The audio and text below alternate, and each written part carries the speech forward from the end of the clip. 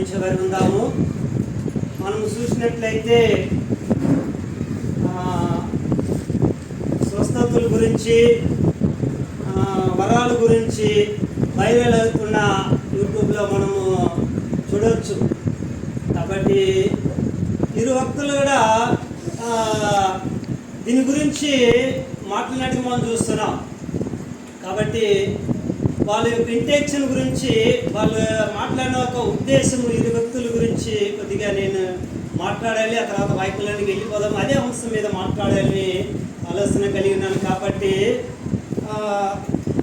ఎవరి పేర్లు ఎత్తాలని నేను అనుకోలేదు. ఇంతకుముందు నీకు సత్యం గురించి అనుభవ జ్ఞానం ఉందా అని నేను ఇంతకుముందు వీడియో మాట్లాడినప్పుడు ఎవరి పేరు నేను ఎత్తలేదు.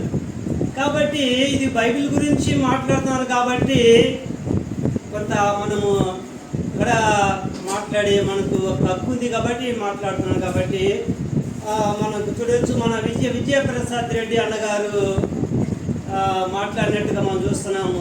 ఆయన ఒక ఇంటెన్షన్ ఏంటంటే సత్యాన్ని ప్రకటించాలి, వాక్యాన్ని స్థాపించాలి. ఆయన ఒక ఇంటెన్షన్ ఉంది.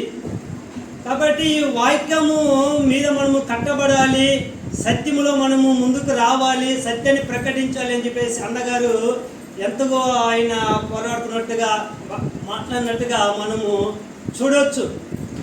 ఆయన అన్నది ఏంటంటే స్వస్థతలు లేదంటలేరు. ఆయన స్వస్థతలు ఉంది.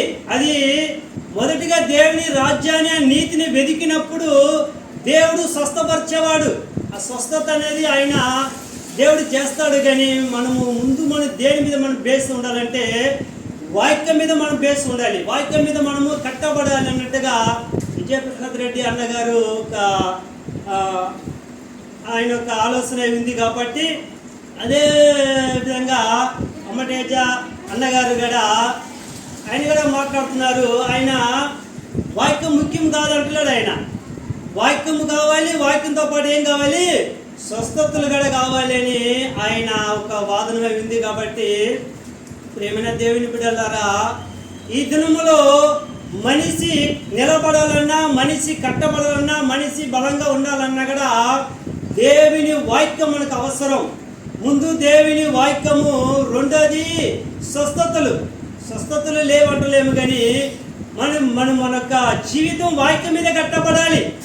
వాక్యం మన జీవితం, వాక్యం మనకు ఆధారం. కాబట్టి ఇది ఆలోచన చేసేవారికి ఉండాలి. అమ్మటేజ అన్నగారు ఆయన చేసే ఒక పొరపాటు ఏంటంటే, తప్పని చెప్పండి నేను, పొరపాటు. అందుకే యేసుక్రీస్తు వారు అంటారు కదా, మీరు లేఖనములు కానీ దేవుని శక్తిని ఎరుగక పొరపడుతున్నారు అంటాడు ఆయన. కాబట్టి ఆయన ఏంటంటే ముఖ్యంగా ముందు ఇచ్చేదంటే స్వస్థతలు ముఖ్యత ఇస్తున్నాడు ఆయన. కాబట్టి ప్రేమైన దేవుని బిడ్డలారా, ఈ రోజుల్లో మనకు అవసరమైంది ఏంటంటే దేవుని ఒక వాక్యం. కాబట్టి ఆ వాక్యం మీద మనం కట్టబడాలి, ఆ వాక్యంలో మనం జీవించే వారి ఉండాలి అని చెప్పేసి ఆ స్వస్థతల గురించి నా వంతుగా కొంత దేవుడు నాకు ఇచ్చిన జ్ఞానంతో మీతో మాట్లాడాలని చెప్పేసి ఈ సమయంలో నేను ఆశపడుతున్నాను. కాబట్టి వాక్యంలోనికి మనం వెళ్ళిపోయేవారు ఉందాము. తీసుకోండి అమ్మ వాక్యము, యెషయా గ్రంథము 53వ వచనం, 53వ అధ్యాయము. దయచేసి మనము వాక్యాన్ని నాకు చదివి సహాయం చేయండి. 53వ అధ్యాయము 4-5 వచనాలు చదవండి అమ్మ.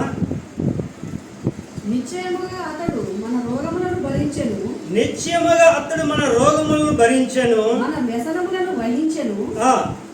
అయినను మెత్తబడిన వానిగాను, దేవుని వలన బాధింపబడిన వానిగాను, శ్రమనందిన వానిగాను మన నిమిత్తం అతన్ని ఎంచితివి.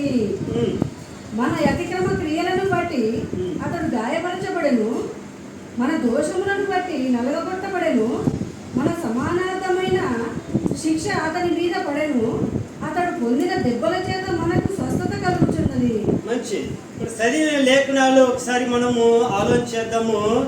మనం ఆలోచన చేసినట్లయితే మనకు అర్థమవుతుంది. ఈ లేఖనాలు ఇప్పుడు ఉన్న సేవకులు ఎలా తీసుకుంటారు తెలుసా? ఆ మొదటి లైన్ తీసుకుంటారు, ఆ తర్వాత చివరి లైన్ తీసుకుంటారు. ఈ మొదటి లైన్ చివరి లైన్ తీసుకుని శరీర స్వస్థతకు లింక్ పెడుతున్నారు. ఇప్పుడు ఉన్న సేవకులు చేసే పని అది.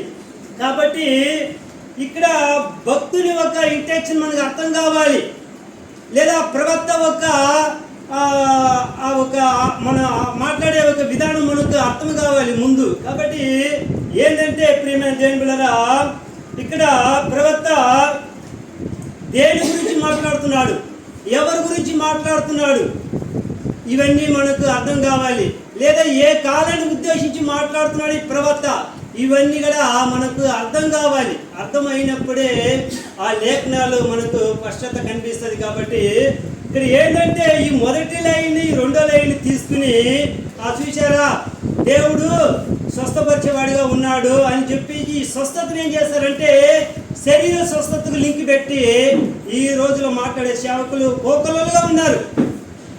కాబట్టి ఇక్కడ ఏంటంటే భక్తుడు ఎవరిని గురించి మాట్లాడుతున్నాడు, ఏ ప్రజల గురించి మాట్లాడుతున్నాడు, ఏ కాలాన్ని ఉద్దేశించి మాట్లాడుతున్నాడు కానీ మనకు అర్థం కావాలి. అందుకనే పేతురులో ఒక మాట మీకు చూపిస్తాను.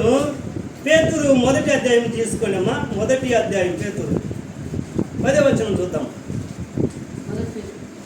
1 పేతురు 1వ అధ్యాయం 10వ వచనం.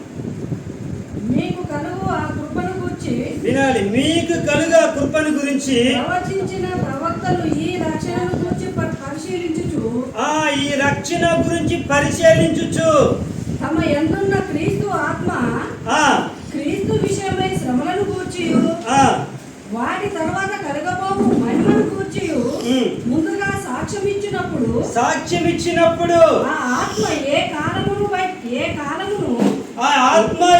కాలమును ఎట్టి కాలము సూచించు వచ్చును దాన్ని విచారించి పరిశోధించిరి. ఇక్కడ పౌలు భక్తుడు, ఇక్కడ పేతురు భక్తుడు మనకు చెప్పేది ఏంటంటే చూడండి, ప్రవక్తలు ప్రవచించారంట. ప్రవచించినప్పుడు కూడా వాళ్ళు ఏం చేశారంటే లేఖనాలను వాళ్ళు ఏం చేశారు, పరిశీలించారంట. చాలా జాగ్రత్తగా లేఖనాలు పరిశోధించి అది ఏ కాలానికి ఎటు కాలానికి అది చెందిందని చెప్పేసి విచారించి దాన్ని పరిశోధన చేశారంట. పరిశోధించినప్పుడు ప్రియమైన వాళ్ళకి అర్థమైంది ఈ లేఖనాలు ఏ కాలానికి ఎటు కాలానికి చెందింది అని. ఆ రోజు ప్రవక్తలు కూడా ప్రవచించారంట. వాళ్ళు ఏదో ఇష్టం వచ్చినట్టు ప్రవచించలేదు.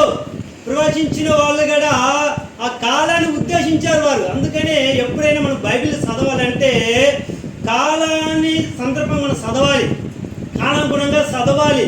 లేదా ఆ వాక్యం సారంగా మనము చదివినప్పుడు ఈ లేఖనాలు మనకు అర్థమవుతుంది. అందుకనే మళ్ళా ఒకసారి ఆ మాట్లాడానికి వచ్చినప్పుడు ఇక్కడ ఏమంటాడు, యెషయా 53:4 ఏమంటే నిశ్చయముగా అతడు మన రోగములను భరించెను, మన వ్యసనములను భగించెను అని ఇక్కడ మనం చూస్తున్నాం. కాబట్టి ఇక్కడ ఏమంటున్నాడంటే భక్తుడు నిశ్చయముగా అతడు మన రోగములను భరించెను, మన వ్యసనములను భగించెను ఇక్కడ మనం చూస్తున్నాం. ఇక్కడ రోగములనే కాడ ఇక్కడ శ్రమలను రావాలి. నిశ్చయముగా అతడు మన శ్రమలను భరించెను, మన వ్యసనములను భగించెను. వ్యసనములనగా బలహీనతలను లేదా మనకు దుఃఖములను ఆయన భగించినట్టుగా ఇక్కడ లేఖనము సెలవిస్తుంది. ఈ భక్తుడు లేదా ఈ ప్రవక్త మనకు చెప్పే ఉద్దేశం ఏంటంటే మనం ఆలోచించాలి. యేసుక్రీస్తు వారి మరణం గురించి మాట్లాడుతున్నాడు, యేసుక్రీస్తు వారి మరణం గురించి ప్రవేశిస్తున్నాడు. ఒకైన రాబోతున్నాడు, ఆయన మన పాపముల నిమిత్తము ప్రాయశ్చిత్తము చేయబోతున్నాడు అని ఇక్కడ భక్తుడు మాట్లాడుతున్నాడు. ఇక్కడ ఒక మాట మనం గమనించాలి. మన మన మన మన అని చెప్పేసి 7 సార్లు భక్తుడు మాట్లాడుతున్నాడు. ఈ మన అంటే ఎవరు, ఎవరి గురించి మన అంటున్నాడు, ఎవరి గురించి మాట్లాడుతున్నాడు ఈ ప్రవర్తన మనం ఆలోచన చేసినట్లయితే ఆ ఒక ఇశ్రాయేలు ప్రజల గురించి లేదా యూదా ప్రజల గురించి మాట్లాడుతున్నాడు.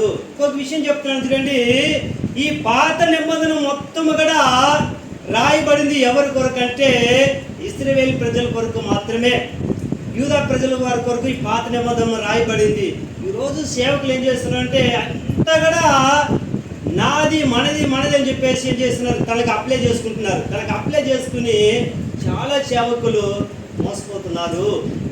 కాబట్టి ముందుకు మనకి ఇది అర్థం కావాలి. ఈ పాత నిబంధన అసలు ఎవరి గురించి రాయబడింది, ఈ పాత నిబంధన మనకు అప్లై అవుతుందా కాదా, ఈ పాత నిబంధన అర్థం కాకుండా పాత నిబంధనలో ఉంటున్న వాగ్దానాలన్నీ నావే అంటున్నారు, పాత నిబంధన ఆజ్ఞలు నావే అంటున్నారు.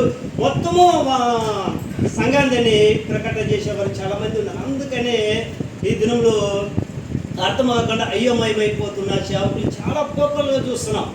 కాబట్టి ఇక్కడ ప్రవక్త ఏ కాలానికి రాస్తున్నాడని మనము అర్థం చేసుకునే వారికి ఉండాలి. అది ఎంతవరకు అది వాస్తవము, ఎక్కడి వరకు అది ఎక్కడ ఆయన చెప్పిన మాట నెరవేరింది అన్నట్టుగా మనం చూసినట్లయితే మత్తయి సువార్తలో ఒకసారి తీసుకోండి అమ్మా. మత్తయి సువార్తల మాట చూపిస్తాను.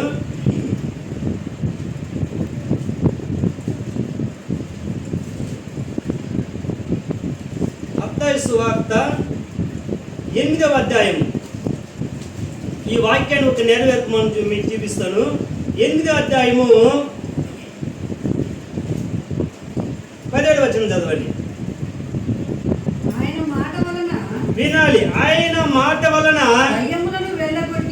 దయ్యములను వెళ్ళగొట్టి రోగులను స్వస్థపరిచెను. అందువలన ఆయనే మన బలహీనతలను వహించుకొని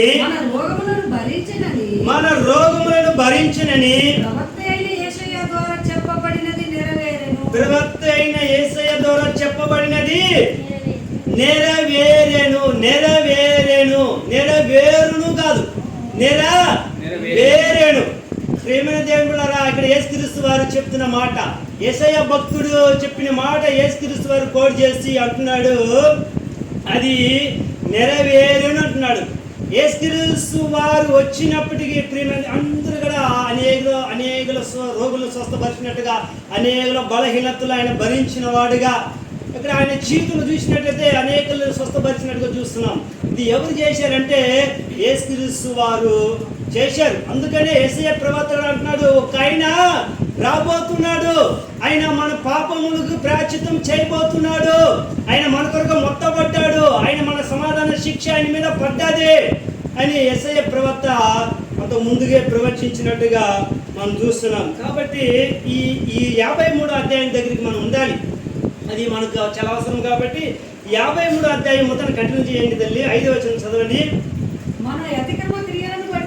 ఇక్కడ చూడండి, మన అతిక్రమ క్రియలను బట్టి అతడు గాయపరచబడేను, మన దోషములను బట్టి నలగొట్టబడేను,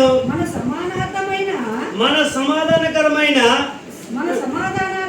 శిక్ష అతని మీద పడేను. అతడు పొందిన దెబ్బల చేత మనకు స్వస్థత కలుగుచున్నది. ఇక్కడ పట్టుకున్నారండి వాళ్ళు. అతడు పొందిన దెబ్బల చేత మనకు స్వస్థత కలుగుచున్నది. ఓహో, ఇది స్వస్థత అనగా ఏంటి? శరీర స్వస్థత. ఇక వాళ్ళ ఇంటెక్షన్ అది. కాబట్టి ప్రవక్త ఏమంటున్నాడంటే, ఒక ఆయన రోబోతున్నాడు, ఆయన ఏం చేస్తున్నాడు, మన పాపములు పరిహార నిమిత్తం బలే కాపోతున్నాడు, ఆయన మరణం గురించి చెప్తున్నాడు. ఇక్కడ ప్రవక్త చెప్పుకుంటే ఏమంటున్నాడంటే, మన 5వ వచనం చదివాం కదా,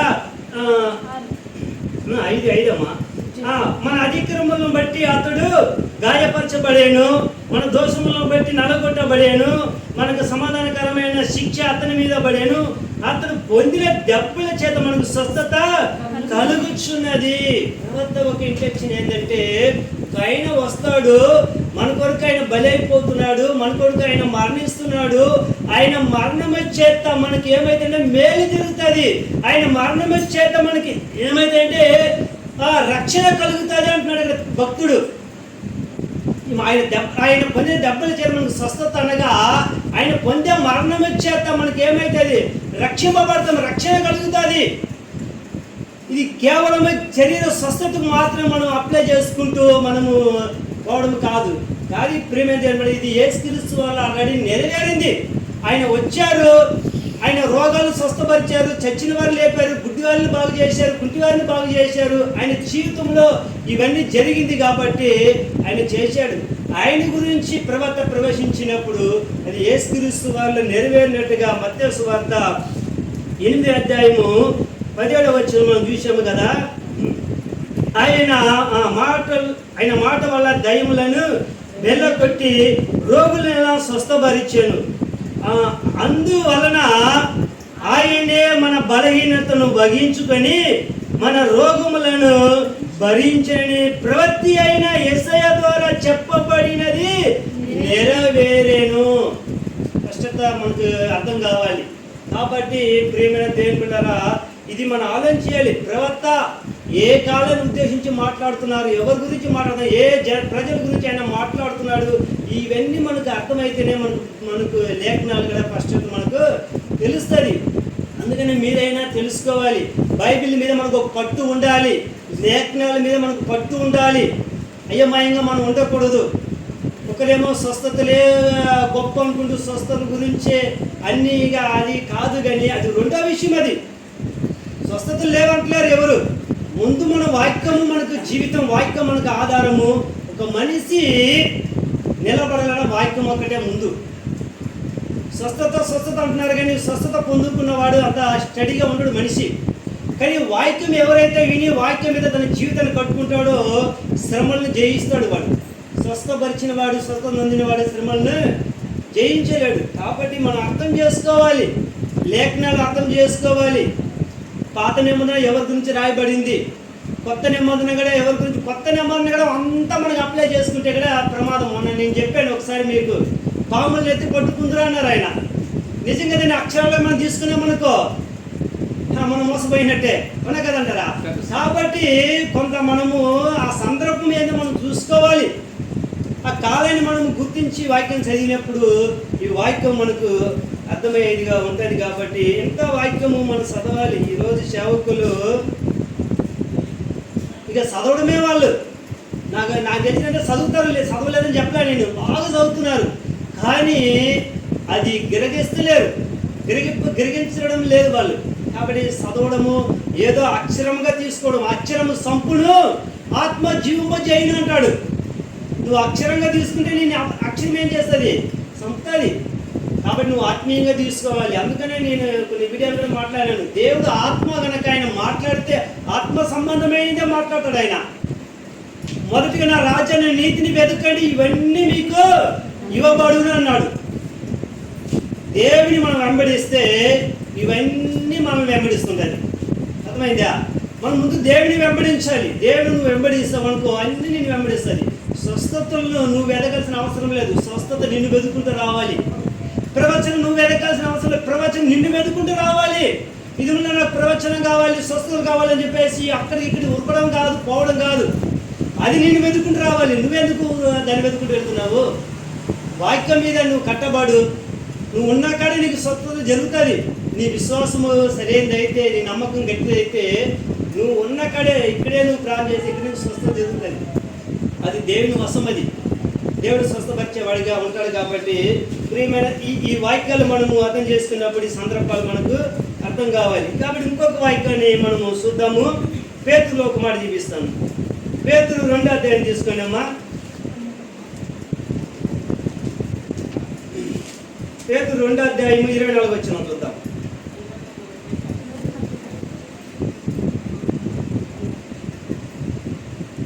రెండో అధ్యాయం 24వ వచనం. మొదటి పేతురు. మనము పాపముల విషయమై చనిపోయి, వినాలి, మనము పాపం విషయంలో చనిపోయి నీతి విషయమై జీవించినట్లు ఆయన తానే తన శరీరమందు మన పాపములను మ్రాణ మీద మోసుకొనెను. ఆయన తానే తన శరీరమందు మన పాపం మాన మీద మోసుకొనెను. ఆయన పొందిన గాయముల చేత మీరు స్వస్థత పొందితిరి. ఆయన పొందిన గాయముల చేత మీరు స్వస్థత, ఇక్కడ కూడా స్వస్థత ఉంది. ఆయన పొందిన గాయముల చేత మీరు స్వస్థత ఉంది. ఈ వాక్యాన్ని కూడా ఏం చేస్తారంటే శరీరానికి లింక్ పెట్టేస్తున్నారు. ఎటు అయినా వాళ్ళకి ఏం కావాలి, ఈ భౌతికంగా లేదా ఈ శరీరపరంగా స్వస్థతలు కావాలి, వాళ్ళకి మేలు కావాలి. ఇక అదే వాళ్ళకి. ప్రియమైన దేవుని జనమా, మనం ఆలోచన చేసేవారు ఉండాలి. ఇక్కడ వాక్యం ఏంటంటే మనము పాపం విషయమై చనిపోయి నీతి విషయమై జీవించినట్లు. ఇక్కడ బాగా ఆలోచించండి. మనం పాపం విషయంలో ఏమైపోవాలంట, చనిపోవాలి, శవం అయిపోవాలి. చాలా ఈ వాక్యము చదివినప్పుడు నాకు మంచిగా అనిపించింది. మనం పాపం విషయంలో చనిపోవాలంట, అంటే శవం అయిపోవాలి. ఇప్పుడు శవాన్ని ఎంత తిట్టినా ఏమైనా పలుకుతుందా? నువ్వు కొట్టినా దాన్ని కోసినా నో, ఏం పలుకుతుంది, దానికి ఏమి లేదు, జీవము లేదు, జీవము లేదు, ప్రాణము లేదు. మనం కూడా ఏమైపోవాలంట, పాపం విషయంలో మనము చనిపోవాలంట, చచ్చిన వారికి శవం అయిపోవాలి. ఆ చచ్చిన శవం ఎలాగైతే మనం ఎంత తిట్టినా కొట్టినా కోచినా పలకదో మాట్లాడదో, అదే విధంగా మన జీవితంలో మనము అందుకనే పౌరుడు బతుకుట కిరితే సావైతే లాభం అంటాడు. కాబట్టి మనం కూడా ఈ శరీరంలో ఉన్నాం కాబట్టి మనం కోపము, ఆవేశము లేదా ఇష్టం వచ్చినట్టుగా చేయడం కాదు. మనం కూడా ఏం చేయాలంటే ఆ పాపం విషయంలో చనిపోయి నీతి విషయంలో జీవించాలి. ఇంకొక మాట నాకు గుర్తొస్తుంది. ఒకటవ కొరింథీ పత్రిక తీసుకోండి అమ్మా. నాకు కొన్ని వాక్యాలు అందించండి, సమయాన్ని కూడా మీరు చూసుకుని బాగుంటుంది. 1 కొరింథీ 14 అధ్యాయము.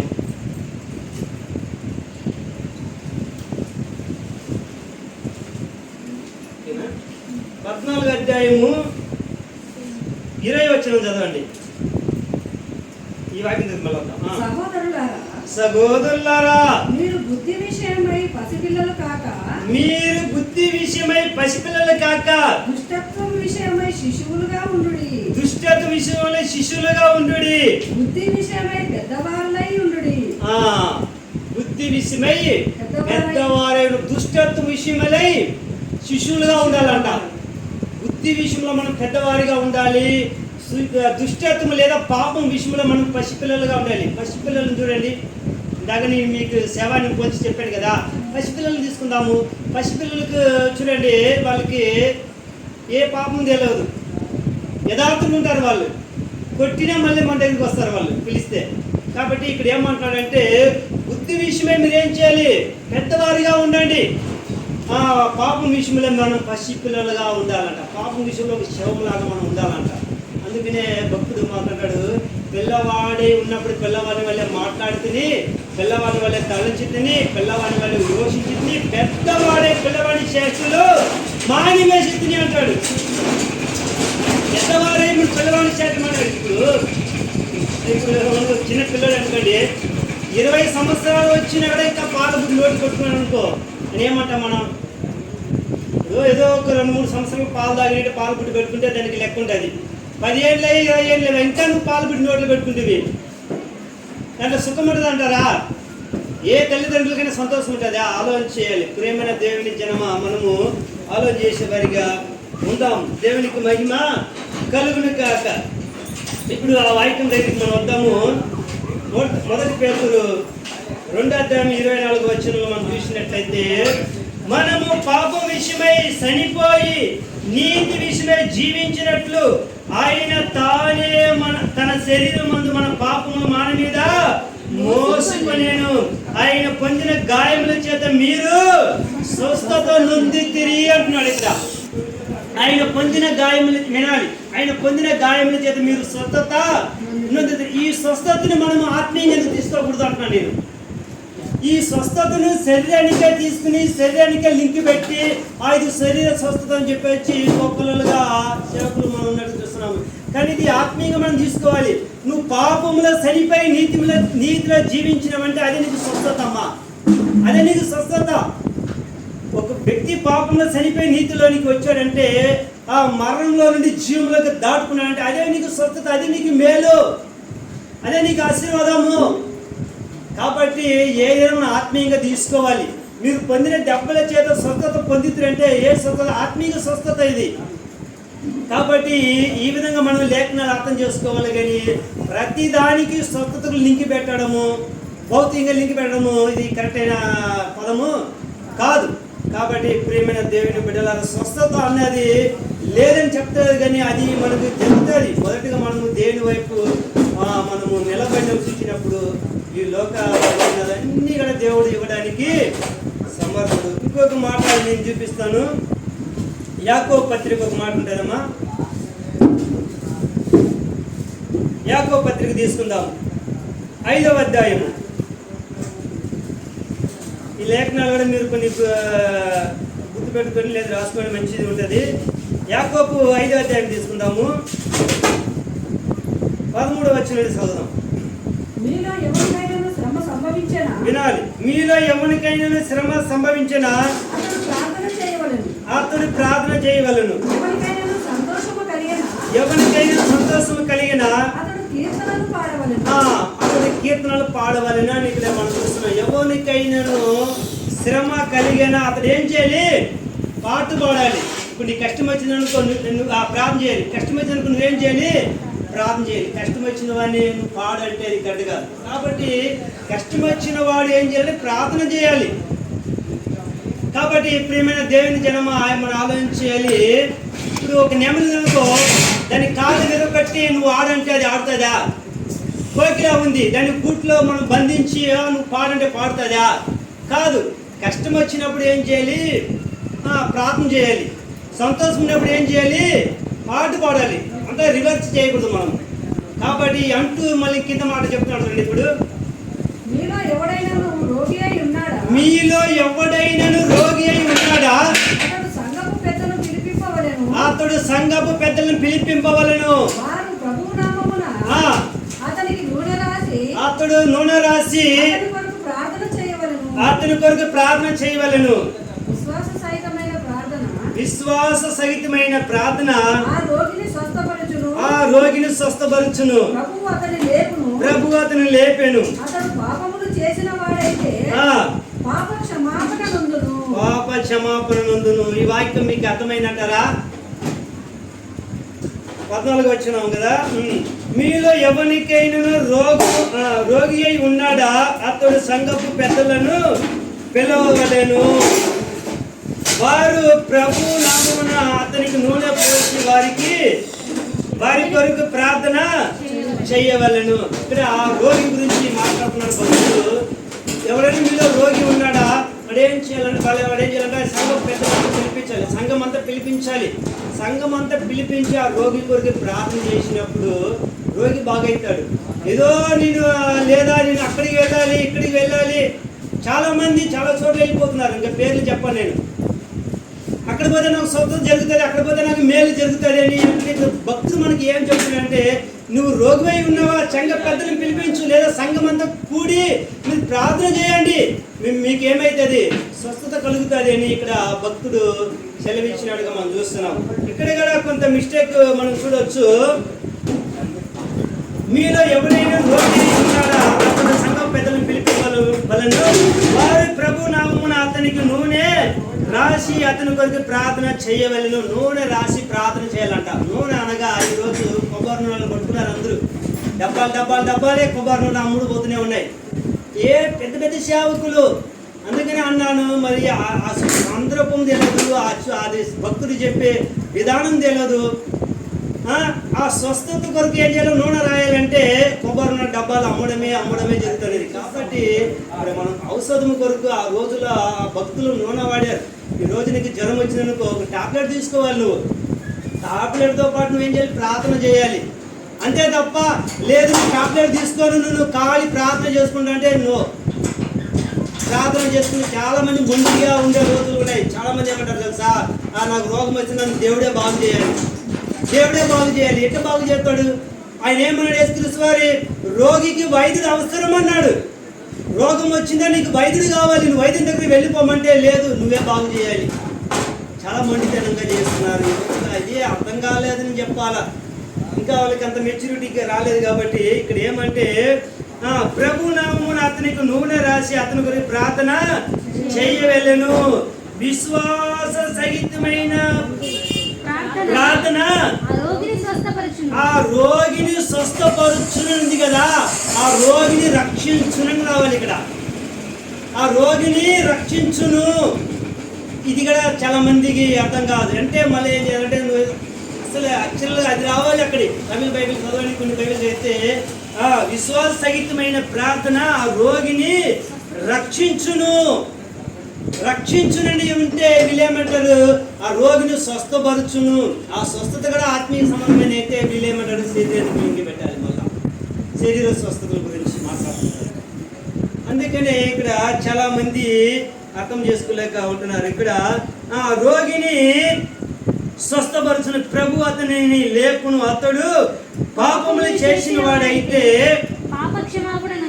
నందును, పాప క్షమాపణ నందును.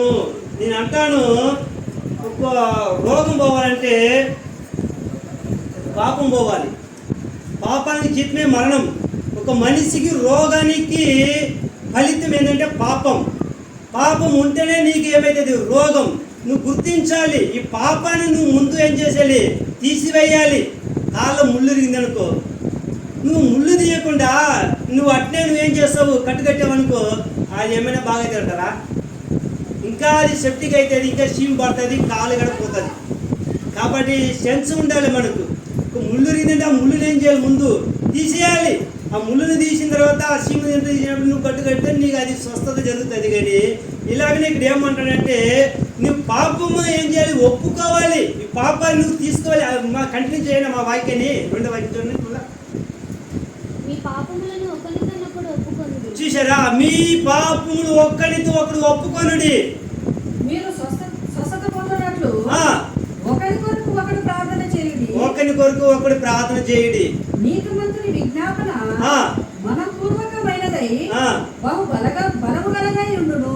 అది మీరు ఒక్కరి కొరకు ఒకరు ఏం చేయాలి? మీ పాపాలు మీరు ఏం చేయాలి? చెప్పుకోవాలి, ఒప్పుకోవాలి. అందుకనే సామెతలో ఒక మాట అంటారు, అధిక్రమంలో ఒప్పుకున్నవాడు కనికరం పొందుకుంటాడంట, దాన్ని దాచిపెట్టేవాడు వరదల్లుడు అన్నాడు వాక్యం చెప్తుంది. పాపానికి జీతము రోగం. పాపానికి ప్రియమైన దేవుని బిడ్డలారా, మనం చూసినట్లయితే పాపం పోతేనే మనకు స్వస్థత అనేది జరుగుతుంటుంది. కాబట్టి ఇక్కడ మనం కొన్ని వాక్యాలు చూసాము స్పష్టంగా. ఇక్కడ మనం ఒకరికి మన పాపాలు ఒప్పుకుని ముందు ఆ పాపానికి మనము ప్రాయశ్చిత్తం చేసినట్లయితే ఆటోమేటిక్గా నీకేమైతుంది? స్వస్థత జరుగుతుంది. అందుకని ముందు నువ్వేం చేయాలి? ప్రకటించినప్పుడు వారి పాపం గురించి వారి పాపం గురించి చెప్పాలి. దేవుని రాజ్యం గురించి చెప్పాలి. మారు మనసు గురించి మాట్లాడాలి. ఇవన్నీ లేకుండా డైరెక్ట్ నాకు స్వస్థత కలుగుతుంది, నీకు దేవుడు నువ్వు స్వస్థపరుస్తాడు అని చెప్పి నువ్వు ప్రవచనాలు చెప్పినా, నువ్వు ఏం మాట్లాడినా అక్కడ ఏముంటుంది చెప్పండి? ప్రజలకు ఏమైనా లాభం ఉంటుందా? వాళ్ళ పాపాన్ని గురించి ఒప్పింపజేయాలి. వారు మారు మనసు గురించి మాట్లాడాలి. దేవుని రాజ్యం గురించి నువ్వు వాక్యం బోధించకుండా నువ్వు డైరెక్ట్ స్వస్థతలని మాట్లాడుతుంది. కాబట్టి ఈ స్వస్థతల గురించి మనకడ కొంత ఐడియా రావాలి. బైబిల్ విధానం మనకు అర్థం కావాలి. ఇంకొక మాట యేసుక్రీస్తు వారు చెప్పిన కొన్ని మాటలు మీకు చూపించి ముగించారు. స్వస్థతలు అంత ముఖ్యమైతే యేసుక్రీస్తు వారే చెప్పేవారు కదా. కానీ యేసుక్రీస్తు వారు ఏమంటున్నారు చూద్దాము. మత్తయి సువార్త 8వ అధ్యాయం చూడండి ఒకసారి. మత్తయి సువార్త 8వ అధ్యాయము 1 నుంచి 3 వచనాలు చూద్దాం. ఆయన కొండ మీద నుండి దిగి వచ్చినప్పుడు బహు జన సమూహము ఆయనను వెంబడించెను. ఇదిగో కుష్టి రోగి వచ్చి ఆయనకు మొక్కి, ప్రభువా నీకు ఇష్టమైతే నన్ను శుద్ధుడిగా చేయగలవనెను. అందుకు ఆయన చెయ్యి చాపి వాణ్ణి ముట్టి, నాకిష్టమే, నీవు శుద్ధుడకు కమ్మని చెప్పగా తక్షణమే వాణి కుష్టి రోగము శుద్ధి ఆయను. ఇప్పుడు వినాలి. అప్పుడు యేసు ఎవరితోనూ ఏమీ చెప్పకుచుమి. చాలు. ఇక్కడ యేసుక్రీస్తు వారు కుష్ఠరోగిని బాగు చేస్తున్నారు. తక్షణమే కుష్ఠరోగం బాగైందంట. యేసుక్రీస్తు వారు అన్నమాట ఏంది? అప్పుడు యేసుక్రీస్తు నువ్వు ఎవరితో ఏమీ చెప్పకొచ్చుమి. మళ్ళీ స్వస్థత ముఖ్యమైతే, స్వస్థత ప్రధానమైతే యేసుక్రీస్తు వారు ఏం చెప్పాలి? చెప్పండి, ఇంకా అనేక వెళ్ళి చెప్పండి, అనేక రోగులను తీసుకురండి అని చెప్పాలన్నది యేసుక్రీస్తు వారు. యేసుక్రీస్తు వారు ఎక్కడైనా స్వస్థపరిచినప్పుడు చూడండి, ఇది ఎవరికి చెప్పొద్దు అంటాడు ఆయన. ఆయనకు తెలుసు ఏది ముఖ్యమో ఏది ముఖ్యం కాదో ఆయనకు తెలుసు. ఈరోజు సేవకులకి ఎందుకు అర్థం కాలేదు అంటున్నాను నేను. సేవకులు ఎందుకు అర్థం కాలేదు? మాటికి స్వస్థతలు, నీకు మేలు జరుగుతుంది, నువ్వు ఆశీర్వదింపబడుతున్నావు, నీకు కారు, ఇంకా అదేదో ఇల్లు, అది ఏదో అన్ని భౌతికమైన ఇది భూ సంబంధమైన వాటి గురించే బోధలు. ఎవరితో ఏమీ చెప్పకొచ్చుమి అని యేసుక్రీస్తు వారు స్వస్థత పరిచినప్పుడు కూడా ఆయనకు చెప్పారు కదా.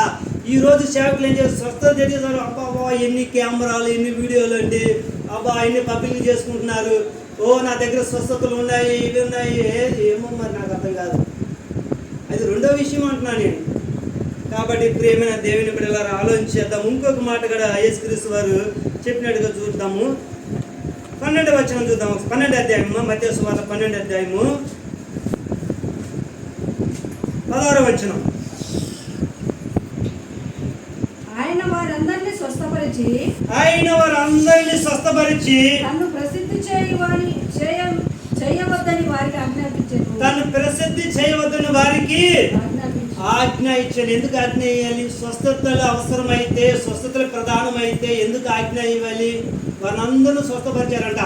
తను ప్రసిద్ధి చేయవద్దని ఆజ్ఞ ఇచ్చినట్టుగా చూస్తాం.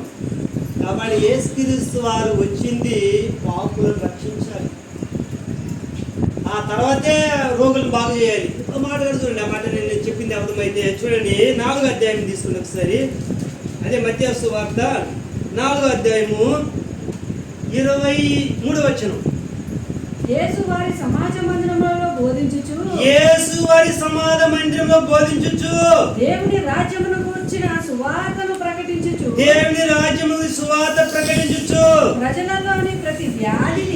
ప్రజలలోని ప్రతి వ్యాధిని రోగములను స్వస్థపరచు. చాలు. ఇప్పుడు ఈ వాక్యాన్ని మనం చదివాము కదా. ముందు ఏమంటున్నా, ప్రజల్లోని ప్రతి వ్యాధిని రోగులను స్వస్థపరచుతూ ఉందా?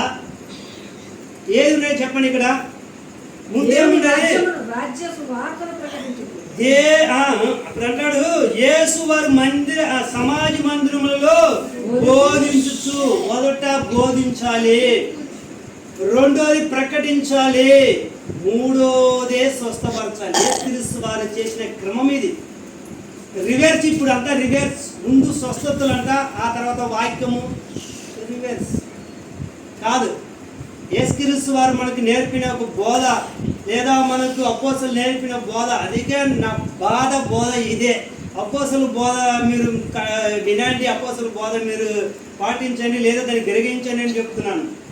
కాబట్టి ప్రేమైన దేవుని ఇక్కడ యేసు వారి సమాజ మందిరములో మొదట బోధించినట్టుగా, దేవుని రాజ్యమును గురించి ప్రకటించినట్టుగా, ఆ తర్వాత ప్రజలను ప్రతి వ్యాధిని రోగములను స్వస్థపరచినట్టుగా మనం చూస్తున్నాం. ఇది మూడోది స్వస్థపరచడం, లేదా రెండోది. మన యుద్ధమానికడని చెప్తున్నాను ఏంటంటే వినండి. మొదటిది ఏంటంటే దేవుడు, రెండోది కుటుంబం, మూడోది నీ పని. దీన్ని తీసుకొచ్చి అక్కడ పెట్టి అది తీసుకొచ్చి ఇక్కడ పెట్టేది కాదు. మొట్టమొదటి నువ్వేం చేయాలి? దేవునికి మొదట స్థానం ఇవ్వాలి. ఆ రెండోది నీ కుటుంబాన్ని నువ్వేం చేయాలి? కట్టుకోవాలి. మూడోది నీ పని చేసుకోవాలి. పనిని తీసుకొచ్చి మొదటి స్థానం పెట్టి ఆ దేవుని తీసుకొచ్చి మూడో స్థానంలో పెట్టడం కాదు, క్రమం. కాబట్టి ప్రేమైన దేవుని బిడ్డలారా, ఏది అవసరమో అది మనము చూసేవారిగా మనం ఉండాలి. కాబట్టి యేసుక్రీస్తు వారు కూడా క్రమాన్ని మనకు చూపించారు. ఏది ముందో ఏది వెనకో ఏది అని యేసుక్రీస్తు వారు మనకు చూపించినట్టు చూస్తున్నాము. కాబట్టి ఇంకొక మాట, 11వ అధ్యాయము, అదే మత్తయి సువార్త. కొన్ని మాటలు మీకు చూపిస్తున్నాను. 11వ అధ్యాయము 29వ వచనం చూడండి. 11వ అధ్యాయం 20వ వచనం. పిమ్మట ఏ పట్టణములలో ఆయన విస్తారమైన అద్భుతములు చేసెను. వినాలి. పిమ్మట ఏ పట్టణంలో ఆయన విస్తారమైన అద్భుతములు చేసెను. ఆ పట్టణముల వారు మారు మనసు పొందకపోవటం వలన ఆయన వారిని గద్దింపసాగెను. ఆయన వారిని గద్దించారంట. ఆయన అనేకమైన అద్భుతములు చేశారంట. కానీ వారు ఏం చేయలేదు? మారు మనసు పొందలేదు. అసలైంది వదిలేసారి శిశులైంది పట్టుకున్నారు వాళ్ళు. స్వస్థతలు అంటే మారు మనసు ముఖ్యం మనకు. మారు మనసు లేకుండా ఏ స్వస్థత కావాలి చెప్పండి? మనసు మారాలి కదా. దేవుని ముప్పు తిప్పులు పెట్టే శత్రువు ఎవరంట? మనసే. ఈ మనసు మారుకుంటే నువ్వు స్వస్థత పొంది ఏం చేస్తావు చెప్పండి? ఒక మనిషిని మారితేనే కదా సమాజం బాగుపడుతుంది, నీ జీవితం బాగుపడుతుంది, మన కుటుంబాలు కట్టబడుతుంది. ఈ మనసు మొత్తం కూడా నీకు అపవిత్రత ఉండే, ఈ మనసు మొత్తం కూడా దుష్టత్వంతో నిండి ఉండే, నువ్వు స్వస్థత పొందుకుంటే ఈ మనసు మారలే, నీ జీవితంలో లాభం అంటారా, నీకు మేలు అంటారా? అది యేసుక్రీస్తు వారు కూడా గద్దించారంట, అయ్యో నేను మీకు స్వస్థత చేశాను కదా, మీరు ఎందుకు ఇంకా మారలేదు, మీరు ఎందుకు ఇంకా మారు మనసు పొందలేదు? మారు మనసు ముఖ్యం. యేసుక్రీస్తు వారు మనం చూసినట్టుగా మనం చూడొచ్చు. లూకా పత్రికలో ఒక మాట చూపిస్తాం. లూకా సువార్త 13వ అధ్యాయం ఒకసారి చూడండి. లూకా సువార్త 13వ అధ్యాయము 3వ వచనం.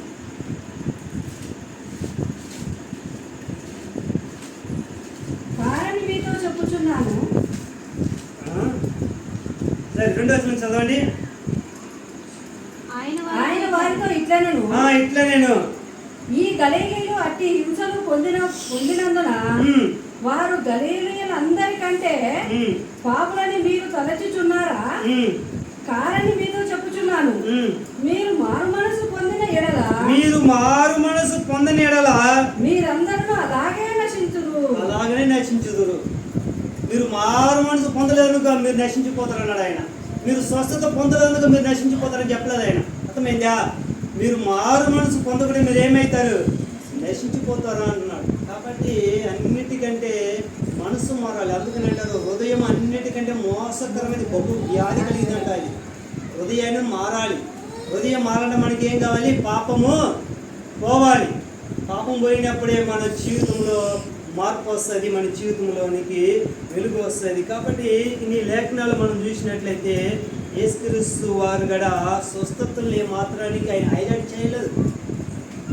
ఈరోజు స్వస్థతలు హైలైట్ చేస్తున్నారు.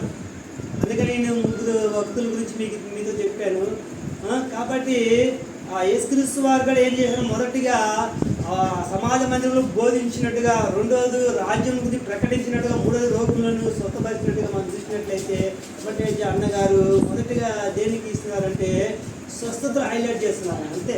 ఆయనకి ఏంటంటే ఒక చిన్న ట్రిక్ ఆయన మర్చిపోతున్నారు అంతే, ఇంకేం లేదు. ఆయన తప్పు పట్టడం లేదు, కానీ ఆయన చిన్న ట్రిక్ గ్రహించినట్లయితే బాగుండేది. ఏమంటున్నానంటే దయచేసి నువ్వు ఒక వ్యక్తి ఏదైతే చూపించినప్పుడు మనం ఏం చేయాలంట? మనం చూసుకోవాలి. అగ్గి లేకుండా పొగరాదు.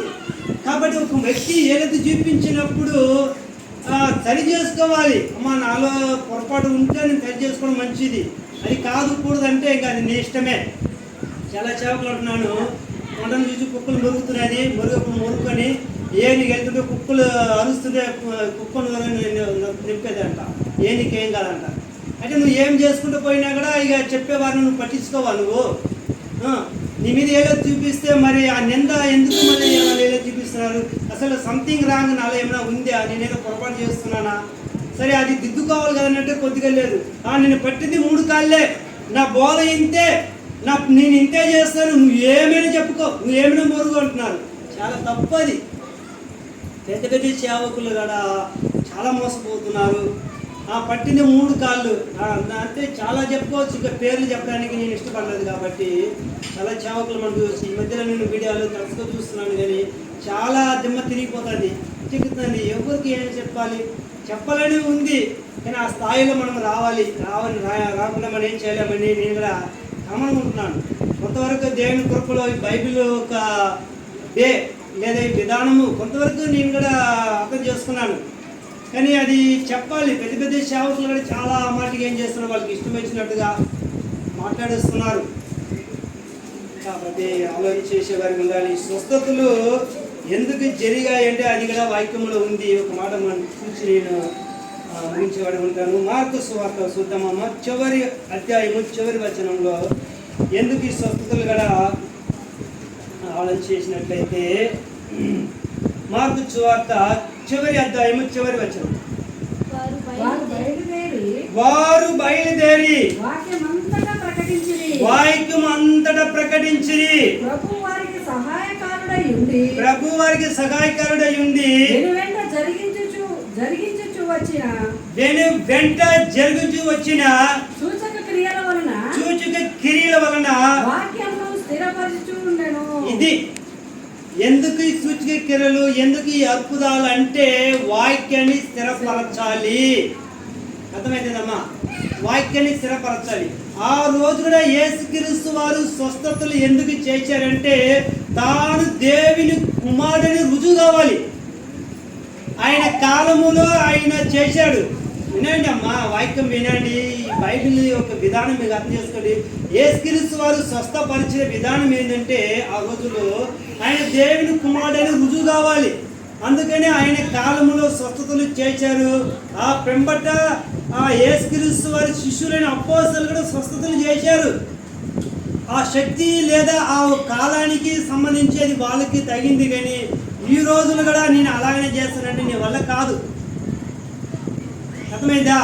మోసే ఎర్ర సముద్రం పాయలు చేశాడు కదా, నేనే చేస్తానంటే అవుతుందమ్మా? కాదు. ఎలియా వర్షాన్ని రాకుండా 3.5 సంవత్సరాలు ఆపేశాడు, నేను ఆపుతానంటే అవుతుందా? కాదు.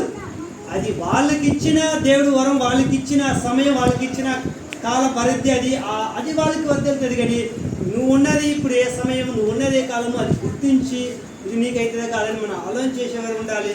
లేదా నా ఇష్టం వచ్చినట్టు నేను పామును అయితే పట్టుకుంటానంటే పోతాం. కాబట్టి ఆలోచన చేయాలి. అందుకనే ఏ కాలానికి ఎట్టి కాలానికి వాళ్ళు ప్రవేశించారో వాళ్ళు గుర్తించి తిరిగించి నిదానించి వాళ్ళు ప్రవేశించినట్టుగా మనము పేతురు 1:10 మనం చూసాం. కాబట్టి ప్రియమైన దేవుని బిడ్డలారా, ఈ స్వస్థతలు ఆ రోజులో జరిగింది. దానికి ఒక రీజన్ ఉంది. ఈ రోజు కూడా అలానే జరగాలంటే అది కాదు, జరుగుతుంది. కానీ అది దేవుని వల్ల అవుతుంది. నువ్వు మొదటిగానే రాజనీతిని ప్రకటించు. నువ్వు వాక్యాన్ని నువ్వు ప్రకటించినప్పుడు వాక్యం నిన్ను స్వస్థపరుస్తుంది. వాక్యం నీ జీవితాన్ని బాగు చేస్తుంది. వాక్యం ద్వారా దేవుడు ఏం చేస్తాడు? నువ్వు ముందు దేవుని వెంబడిస్తే ఇవన్నీ కూడా నిన్ను వెంబడిస్తుంది. అందుకని నేను మొదలు చెప్పాను, స్వస్థతలను నిన్ను వెతుకుంటూ రావాలి. నువ్వు వెతుకుంటూ వెళ్ళాల్సిన అవసరం లేదు. ప్రవచనాలు అంటే పరిగెత్తున్నారు, అది నిన్ను వెతుకుంటూ రావాలి. నువ్వెందుకు వెతుకుంటూ వెళ్తున్నావు అంటున్నాను నేను. కాబట్టి ప్రేమైన దేవుని జనమా, ఈయనకే ఇంకొక మాట చూపించాలని నేను ముగింపు చేస్తాను. ఎబ్రీ పత్రికలో ఒక మాట, ఇది ముందు కూడా మనం చూసాము. 2వ అధ్యాయము